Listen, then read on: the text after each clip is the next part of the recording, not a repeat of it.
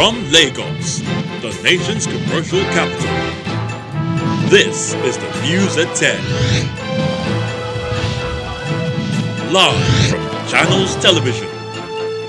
Reporting tonight, Ijoma Onyato.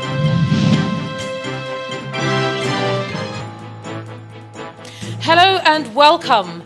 NCDC puts total number of confirmed COVID-19 patients in Nigeria at 190 following the confirmation of 6 more cases in Osun State as 4 more patients are discharged in Lagos.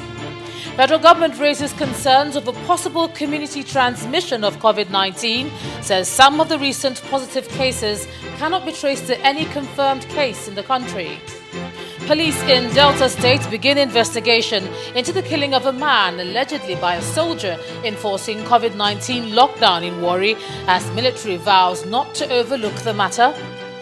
And as the battle against COVID-19 continues, the British government opens new hospital in London with capacity to treat about 4,000 patients as Health Secretary calls for more clinical trial volunteers. Plus, we'll have business, sports, news from Abuja, the FCT, and later on international news from our London studios. On business news tonight, Organization of Petroleum Exporting Countries set to hold emergency meeting next week amid hope for a production cut deal with its allies. On sports news tonight, football in England suspended indefinitely due to the ongoing coronavirus pandemic. And from Abuja, truck driver allegedly returning from Lagos, isolated in Imo State after showing symptoms of cough, fever and difficulty in breathing for 6 days.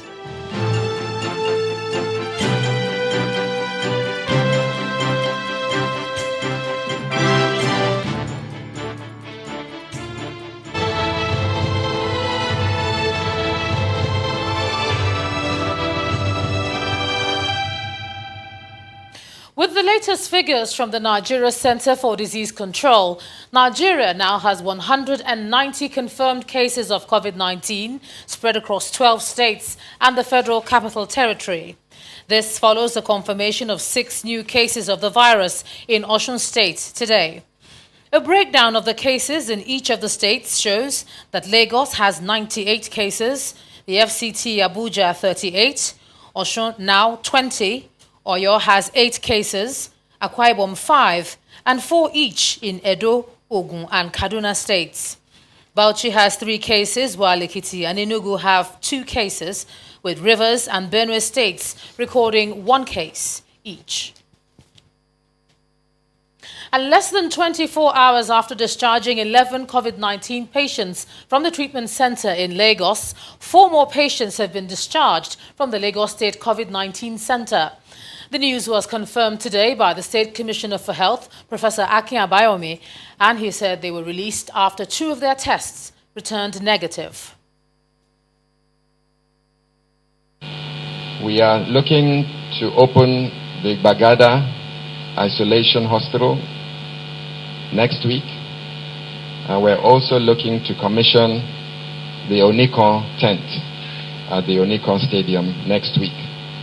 So that will bring into commission 2 more isolation facilities, which will give us a total bed space, isolation bed space of about 300. We're testing between 200 and 300 tests a day. So we're ramping up capacity across the board. The impact of social distancing plus our contact tracing and isolation of positive cases seems to be slowing down the steep of the curve. In other words, we are achieving some degree of bending the curve or flattening the curve. Our mathematical model, if we had not carried out any of these 2 interventions, would have shown a very steep rise in cases. But right now, we're averaging between 6 and sometimes 10 and sometimes 15 cases per day. We would have been seeing a lot more cases per day had these interventions not been put in place. So our modeling suggests that the graph is flattening, and that is giving us the time to put certain things in place and to be able to accommodate most of our patients. The profile of our patients still remains mild, some few moderate, and very few severe. And so far, we have had no mortality in Lagos. We have had 100% recovery out of 24 patients that have been discharged. Now, while the figures on recovery seem exciting, fresh cases of COVID-19 are being confirmed in some states. Although the NCDC is yet to make a fresh confirmation since it announced the 6 in Imo State today, the latest news from Governor Rotimi Akeredolu of Ondo State is that a COVID-19 case has been confirmed in the state. The governor announced this on his Twitter handle this evening, noting that the infected case had since been placed in isolation and is being monitored. He wants residents of the state to stay calm as they have put necessary measures in place to identify all the contacts of the patient. He adds that the infected person is in stable condition. And if there's anything that's a cause of concern for the Minister of Health, Dr. Osage Hanire, at this time, is that there's a possibility of community transmission of COVID-19 in the country. The minister is worried that some of the recent cases of the virus have no known contact with any confirmed case. Meanwhile, the Nigeria Center for Disease Control says it's carried out tests of over 4,000 persons suspected to be COVID-19 positive. Those were part of the submissions at the Presidential Task Force briefing today in the nation's capital, Abuja.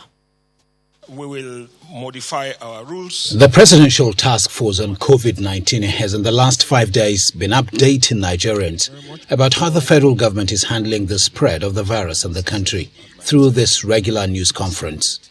I warmly again... The Secretary to the Government of the Federation, who is also the chairman of the task force, begins his address with an appeal to security agencies that are currently enforcing the various lockdowns across the country. The Presidential Task Force finds it very necessary to appeal to our law enforcement agencies to deploy tact and caution in the course of enforcing the rules, even in the face of provocation. We similarly appeal to all Nigerians to be law-abiding, exercise patience, and self-restraint. The message from Mr. President is that no Nigerian should, on account of these rules, suffer any harm or pains during this period or any other time in our national life. The lockdown is one strategy of the government to enable contact tracing, increase testing, and prevent further spread of the virus. And we have to find... Although these objectives are being achieved, the Ministry of Health is worried about community transmission of the virus. We have, over the last few days, issued a case definition that has been widely circulated to the states and are asking our colleagues across the country to adhere to this case definition, to test only those that have symptoms, respiratory symptoms plus fever, that have either returned from travel, which is now a declining proportion, those that have had contacts with cases, or for those that there's no other underlying reason for having these symptoms. To date, we have tested about 4,000 people, and we continue to drive up this number. We have fulfilled every requirement for a test, so there's nobody that has come forward. Sometimes there have been some delays, but every single sample that has come forward has actually been tested. The targeted testing that we do means that we identify those who are most likely to be infected, those who just came back from abroad, those who have contacts, have had contacts. But as the picture changes, we are worrying more about community transmission. The pattern has been extended to include those who have symptoms or are probably in any way connected in an area where the prevalence is high, or criteria that indicate that this person might be positive. Already there are over 4,000 persons tested for COVID-19 by the Nigerian Center for Disease Control. Some of these results are still being expected, thereby raising the possibility for a surge in the number of confirmed cases in the days ahead. We continue to keep our eye on the state. Now, Imo has not recorded any case of COVID-19, but the state government is not leaving anything to chance to avert an outbreak of the virus in the state. And that's why Governor Hope Uzodinma unveiled the Imo initiative aimed at protecting and preventing citizens from contagious diseases, crime and disasters. He also inaugurated a new COVID-19 isolation center in Owerri, the state capital. So far, 12 states and the Federal Capital Territory have reported cases of the pandemic COVID-19. Imo State is not one of them. But to be proactive, the state government is mapping out its strategies, one of which is the construction of isolation centers in 6 different parts of the state. Of the 6 is the isolation center in Owerri, the state capital, which the governor is opening for use. The committee set up by the state government for this COVID-19 fight has its plans mapped out. First and foremost is prevention. The second is surveillance. We are hoping that the third will not come, namely the case management and medical treatment of possible victims. Your Excellency, we have always stressed that our approach has to be deliberate. That means it's based on thorough knowledge. We enjoy our citizens to keep the faith, stay watchful, enshrine good habits of diligent hand washing with soap, ensure strict social distancing, avoid crowded places, and shun rumor mongering around unverified stories of COVID-19 spread in the state. The commissioning is part of the Imo initiative, which the governor aims to defeat not just COVID-19, but any future infectious diseases. COVID-19 is an enemy with great potential to wreak havoc on our people and even wipe us out from the face of the earth. The Imo initiative is therefore intended to spur us as a government and as a people to rise to the occasion and stand up valiantly for our rise to freedom from rampaging diseases and the criminal fraternity among us, whose sole ambition is to deprive other citizens of their lives and property and the rewards of their hard work and success. That said, Governor Hope Uzodinma goes further to cut the tape, signifying that the facilities can now start to run. Bayelsa is also taking a similar precaution as the governor, Doye Diri, today signed an executive order on COVID-19 measures and pronouncements. The order is designed for the security and public health of the citizens. Governor Diri also directed the closure of all markets except for the sale of essential commodities such as food and medical supplies.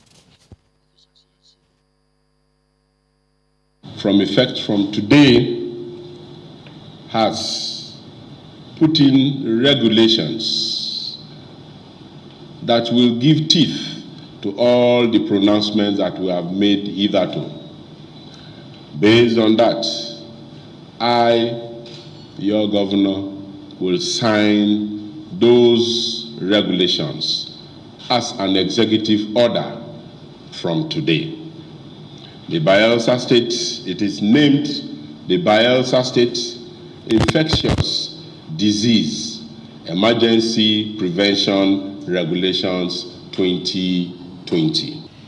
Conscious of the fact that we cannot afford to do a total lockdown of our markets, we have today decided to do a partial lockdown of our markets.